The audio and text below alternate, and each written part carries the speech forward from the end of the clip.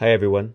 My talk today is insights into the nature of iron-based Fischer Tropsch catalysts from Quasi, in Situ, TEM-EELS, and XRD. So the study was published by Janbros et al., and it looks at a long-standing Fischer Tropsch problem. So although we think the active phase is an iron carbide, every activated sample oxidizes before we can examine it. So in this, I will explain how the authors removed all air exposure, what phases and carbon layers they actually found, and why their results force us to rethink much of the older FT literature. So FT converts syngas, which is carbon monoxide plus hydrogen, into synthetic fuels. Cobalt catalysts dominate industry, but iron is cheaper and handles impure coal or biomass-derived gas. The consensus is that iron carbides, abbreviated as FeC subscript X, are 5 to 10 times more active than iron oxides, but no one agrees which carbide forms or how it sits in the surface because activated iron catalysts oxidize in seconds and pick up misleading carbon films when they meet air. So the real question is this: can we capture the true iron phases and the real carbon distribution on an activated FT catalyst before any oxygen contact? And then the hypothesis here has two parts. First, a combination of Quasi, in Situ, TEM, EELS, and XRD will reveal a reduced iron carbide phase rather than an oxide. Second, carbon layers will be selectively located, coating carbide particles but not oxides. And even 0.8% oxygen will erase that selectivity and oxidize the carbide within minutes. The catalyst is a spray-dried iron oxide precursor promoted with 0.8 weight% potassium oxide and 0.8 weight% copper oxide. It is carburized for 24 hours at 270 degrees Celsius and carbon monoxide at pressure of 1 bar.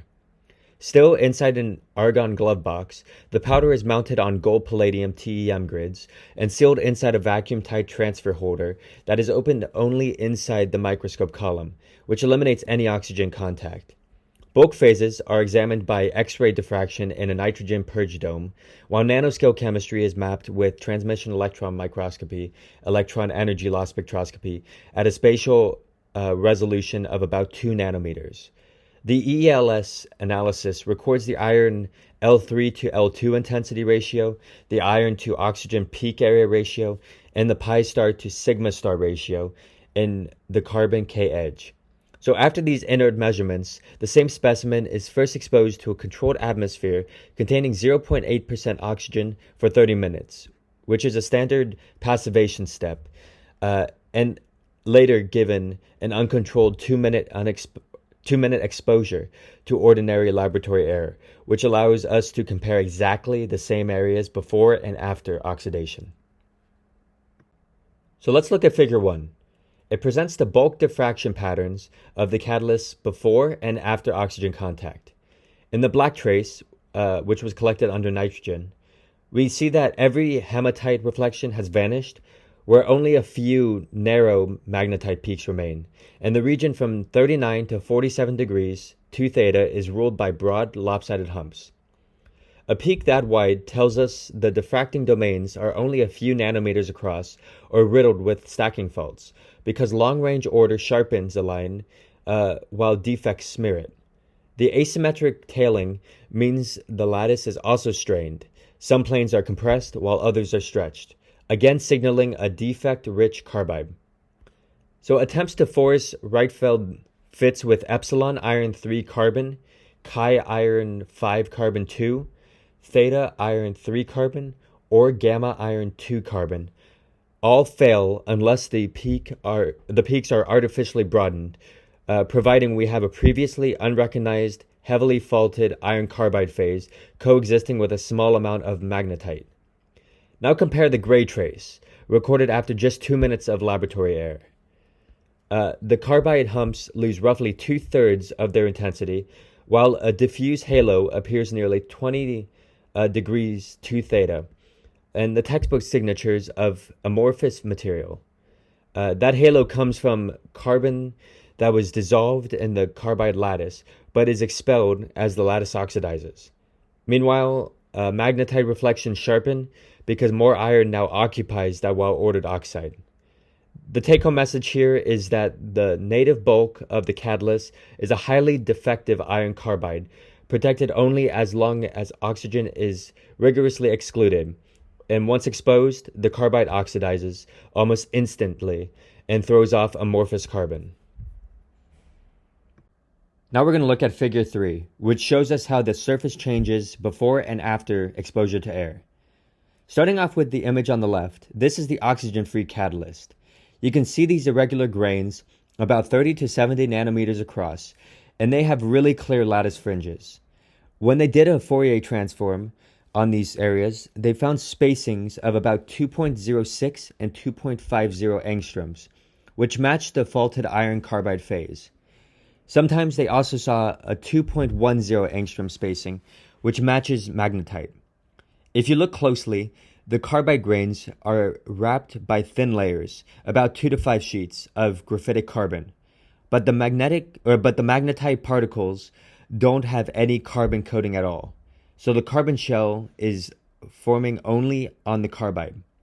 The TEM-EELS results confirm this, and the iron L3 to L2 ratio is about 2.9, which means the iron is mostly in a low oxidation state, close to +1.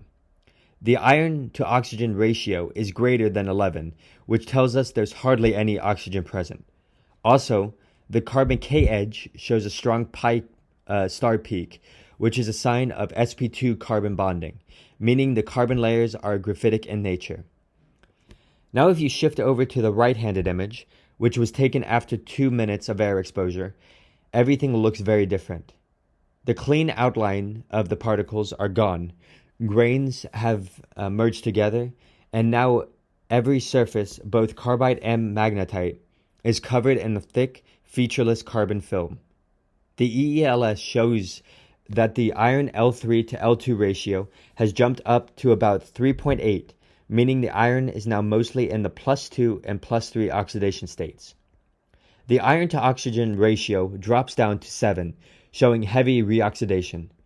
The carbon edge also changes. It loses the sharp pi star peak and instead becomes a broad sigma star hump, which is typical of amorphous sp3 rich carbon. So what's happening here is that the oxygen from air reacts with the carbide, pulling carbon atoms out of the lattice and oxidizing the iron into magnetite. The freed carbon moves a few nanometers, then solidifies into this thick, messy carbon overcoat. So basically, the catalyst self-coaks because of oxidation, not because of anything happening during the Fischer-Tropsch reaction. And this explains why older studies that looked at passivated catalysts saw carbon layers on every particle. Those samples had already been oxidized before they were analyzed.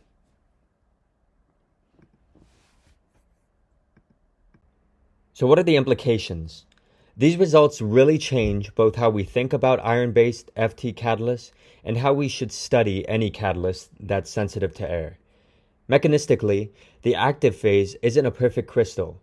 It's now seen as a faulted, highly defective iron carbide nanocrystal with a small amount of magnetite also present.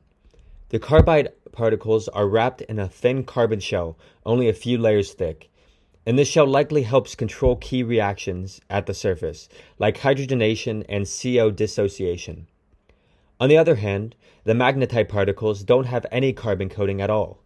That suggests magnetite probably plays more of a support or redox buffer role, rather than directly catalyzing the reaction. So one of the biggest takeaways is that even a tiny bit of oxygen can destroy the selective carbon coating and oxidize the carbide within just a few minutes. Because of that, any structure, activity relationships reported in earlier studies that use passivated samples really need to be treated with caution. Many of those older data sets were probably collected on reoxidized catalysts, not the real working material. So, methodically, the study shows that using airtight transfer holders and doing all analysis under inert gas isn't just a nice bonus. It's absolutely necessary if you want to understand catalysts that change this quickly when exposed to air. Finally, discovering this new faulted iron carbide phase opens up a lot of opportunities. So if we can find ways to control the amount of defects or tune the size of the carbide domains, we might be able to improve catalytic activity or stability even further. So now let's look at the strengths and limitations. The biggest strength of the study is the zero air exposure method. By using a sealed transfer holder, they were able to move the activated catalyst straight into the microscope without ever exposing it to oxygen.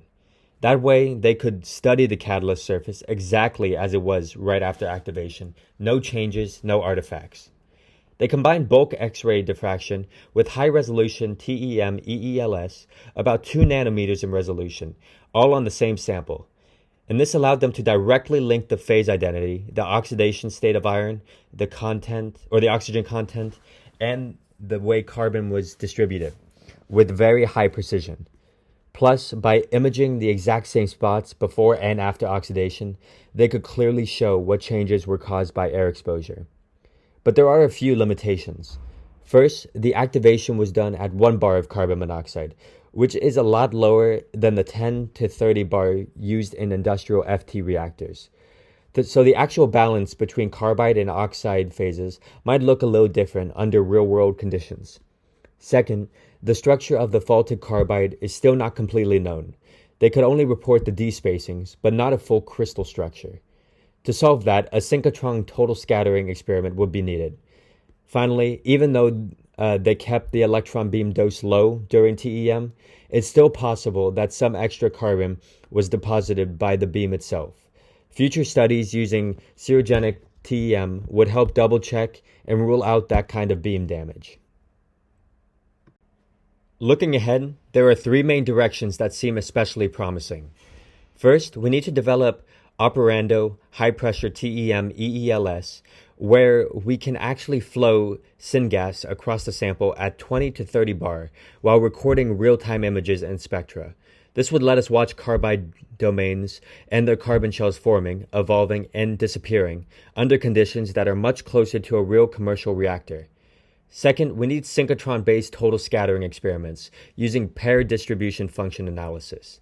If we take the activated catalyst, seal it in an inert capillary, and send it to a synchrotron, we could finally solve the atomic structure of this faulted iron carbide phase. Once we know the exact structure, we could build density functional theory models to predict how gases like CO or hydrogen would absorb and react. Third, it would be amazing to set up an integrated inert transfer system, basically linking a microreactor, a mass spectrometer, and a TEM together. That way, we could measure catalytic activity and selectivity at the same time as imaging the catalyst surface without ever exposing it to air. In parallel, synthetic chemists could work on designing promoters like alkali metals or other transition metals that help stabilize the carbon shell or control the amount of defects in the carbide. Engineers could then test whether these new catalysts give better conservation, longer catalyst life, or better resistance to poisons like sulfur and water under real operating conditions. Altogether, these efforts would move the field from just looking at dead post-mortem samples to actually filming a living movie of how iron catalysts work and how they fail. These are the sources I used for this presentation. Thank you for listening.